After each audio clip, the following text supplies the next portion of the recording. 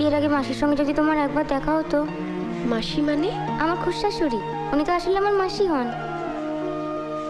কি হতো দেখা হলে?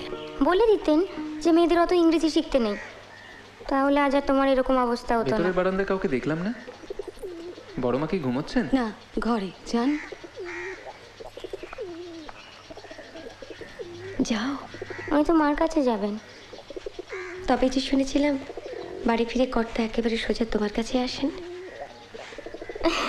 মা, তুমি কি ওকে উনি ভেবেছিলেন নাকি? উনি তো বিহারি ঠাকুরপো।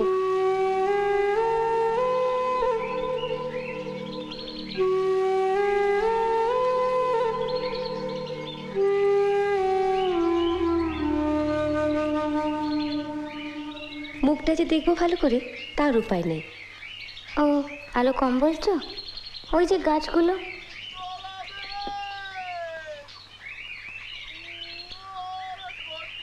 তা বললে হয়? দক্ষিণের ঘরে যদি আলো বাতাসে না ঢোকে তাহলে দক্ষিণের ঘরের মানে কি? কাল সকালে মালি এলে একবার বলো তো আমায়। ওকে না জিজ্ঞেস করে কিছু করো না, জানো উনি কিন্তু ভীষণ রাগী। রাগী? কই, ছবি দেখে তো তা মনে হচ্ছে না। সে তো এখানে হাসি হাসি মুখ করে আছেন বলে। সেদিন বইয়ের আলমারিতে দোক্তা পাতা দেবো বলে সুদামকে দিয়ে আনিয়েছি, কি খেয়ালে বালিশের তলায় রেখে ঘুমিয়ে পড়েছি, মনে নেই। আর হবি তো হক, ওনার বালিশেই দোক্তার গন্ধ। সারা রাত মুখ একেবারে তেলো হাঁড়ি। বইয়ের আলমারিতে দোক্তা পাতা দিলে তো বইয়েও দোক্তার গন্ধ হবে। কেন, ন্যাপথলিন নেই? কি? তোমার কর্তাকে বলো ন্যাপথলিন এনে দেবেন। ওসব খটোমটো নাম আমি মনে রাখতে পারবো না, তুমি বলে দিও।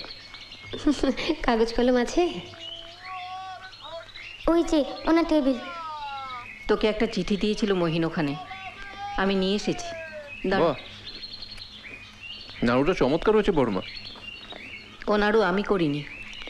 প্রথমে তো সঙ্গে আসবে ঠিক ছিল না, তাই করে পাঠিয়ে দিলে। ও ভদ্রমহিলা, বউঠানের সাথে দেখলাম মনে হলো। ভদ্রমহিলা কি? ওই তো বিপিনের বউ। তখন তো বড় মার পছন্দ বড় গাইয়া ঠেকলো, দুই বন্ধু মিলে সর করে তার ছবিটা ফিরিয়ে দিলি। সুদাম, আমার সঙ্গে যিনি এসছেন তাকে একবার ডাকতো, বল আমি ডাকছি। চিঠিটা খোলা দেখছি, কেউ পড়েছে? ওই পড়েছে, পাড়া গায়ে আমি আর পড়াবার লোক পাবো কোথায়? তুমি এই চিঠিটা ওকে দিয়ে পড়ালে? কি করে বুঝবো বলো? রসের কথা ছাড়া আর কিছু নেই। ভেবেছিল মায়ের কুশল সংবাদটুকু অন্তত নেবে।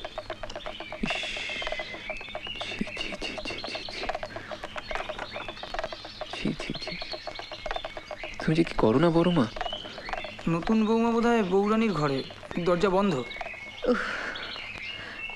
গিয়ে বলো বিকেলবেলা আমার মাথা ধরেছে, তাহলেই বুঝবে। মাথা ধরেছে তোমাকে ডাকছো কেন? আমায় বলো না। তুই কি বুঝবি বিধবার যন্ত্রণা? যে ভুক্তভোগী সেই বোঝে। ঠুঁটো জগন্নাথের মতো বসে না থেকে যাও না, একবার ডেকে নিয়ে এসো।